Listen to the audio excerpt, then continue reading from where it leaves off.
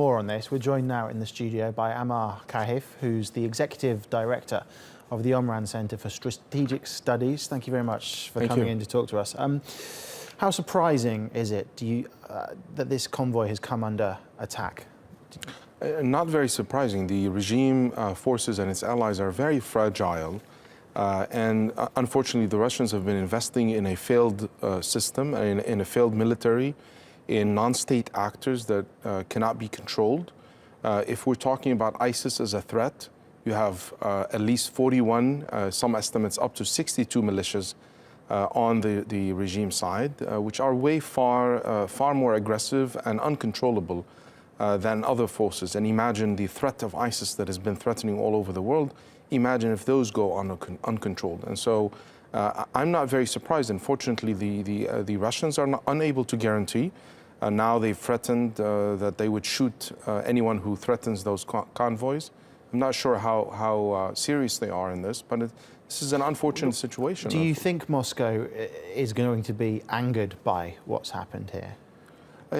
Unfortunately, Moscow has other calculations. They always view the world in terms of how the U.S. reacts and how other countries react, rather than what really stabilizes the situation on the ground. They've invested in a failed system. They invested in those non-state actors, those criminal militias, and those have gone uncontrolled. I hope that they would realize that this investment is in the wrong place.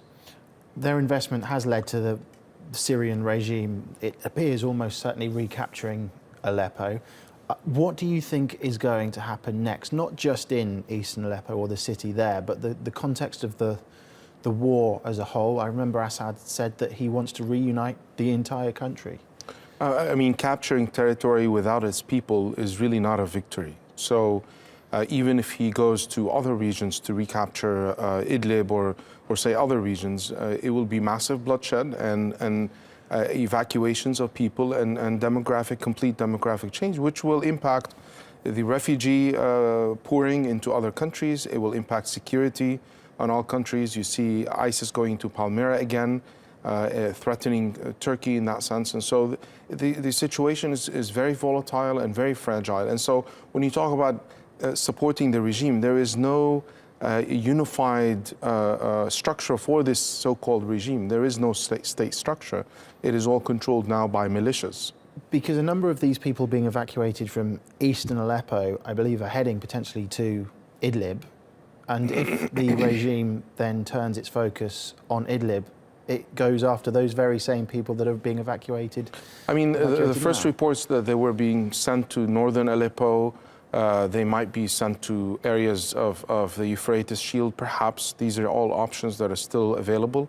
And the Iranians are trying to bargain this with Kafraya and Fu'ad to get some of their people out.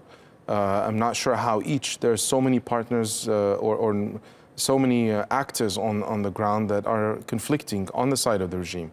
And do you feel then that, as you talk about that coalition, it's quite unstable and it's quite weak, that as that coalition gets closer to what they perceive as a victory, those differences, those cracks will become heightened and become wider? Obviously, and this is what we see now in how the ceasefire has been announced and broken and announced and broken so many times in the last 24 hours. It is obvious that the regime cannot control its factions, and the militias are uncontrollable by any actor on the ground. And so this is a real question for the Russians that have invested. The U.S. has withdrawn from this situation, and so there's only one actor that can be blamed today, which is Russia, that has invested in those actors.